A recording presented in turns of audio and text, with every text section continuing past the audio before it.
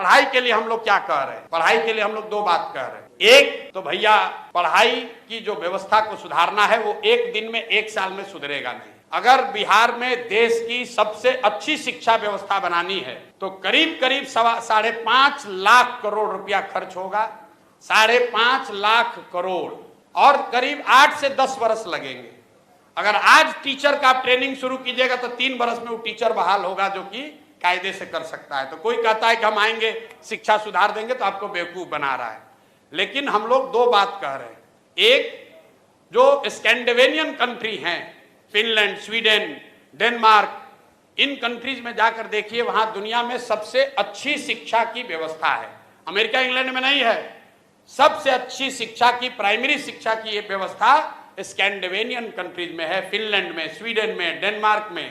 वहां पर उन्होंने क्या किया है? उन्होंने एक बहुत सिंपल चीज निकाला कि rather than taking school to every village, they are taking children to the good school. मतलब हर गांव में स्कूल बनाने के बजाय 4-5 जगह पर, अच्छी जगह पर बड़े स्कूल बना दिए गए और लोगों को स्कूल बस की सुविधा दे दी गई ताकि लोग अपने बच्चों को वहां भेज सके।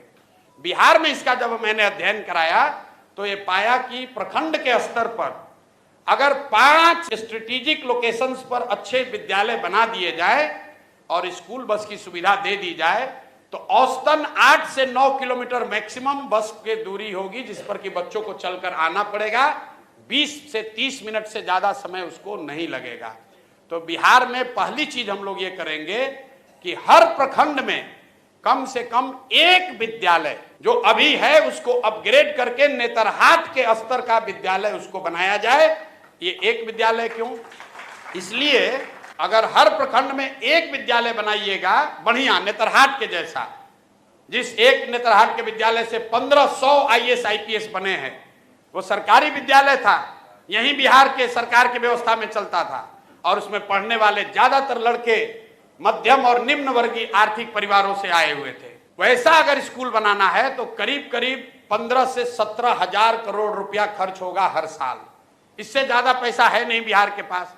तो हम लोग ये कह रहे हैं कि हर साल हर प्रखंड में कम से कम एक विद्यालय बनाएंगे ताकि अगले 5 वर्ष में हर प्रखंड में 5 नेतरहाट के स्तर का विद्यालय जरूर हो जाएगा। दूसरी बात, हम अगर 5 वर्ष में शिक्षा सुधारेंगे, आपका लड़का 6वां में है, 8वां में है, आप कैसे सुधरिएगा? आपका समय तो निकलता जा रहा है।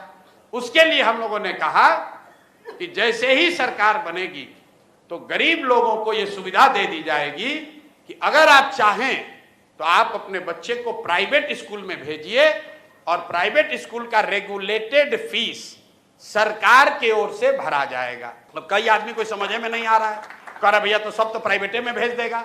बिल्कुल नहीं भेजेगा। ये अमेरिका में या कई देशों में ये व्यवस्था लागू है। जब आपका बच्चा होता है आपको मिलता है दोनों ऑप्शन, प्राइवेट में पढ़ाओगे कि सरकारी में पढ़ाओगे। ज्यादातर लोग सरकारी में पढ़ाना चाहते हैं। आपसे अभी पूछेंगे कि आपका लड़का साइंस कॉलेज में पढ़ेगा कि पटना में प्राइवेट कॉलेज में पढ़ेगा, आप कहिएगा भैया साइंस कॉलेज में नाम लिखवा दीजिए। आपसे पूछेंगे कि PMCH से मेडिकल करना है कि रमैया से करना है, आप कहे भैया PMCH में हो जाए तो रमैया क्या करने जाएगा। क्यों? क्योंकि सरकारी जो मेडिकल कॉलेज है, साइंस कॉलेज है, वो किसी प्राइवेट कॉलेज से उसका स्तर ऊपर है। तो ये सच्चाई नहीं है कि अगर आपको ऑप्शन मिल जाए तो सब आदमी प्राइवेट में जाएगा। दूसरी बात समझिए कि सरकारी विद्यालय फ्री नहीं है। ये आपको हमको लगता है कि ये फ्री है। सरकारी विद्यालय को चलाने में सरकार खर्च कर रही है 60,000 करोड़ रुपया। हर साल बिहार सरकार खर्च करती है 60,000 करोड़ रुपया। तो प्रति चाइल्ड, प्रति बच्चा जो है, जो खर्च है वो प्राइवेट स्कूल से भी ज्यादा पड़ रहा है सरकारी स्कूल में पढ़ाने का। क्योंकि सरकारी स्कूल में मास्टर का कितना है दरमाहा? 45,000, 60,000,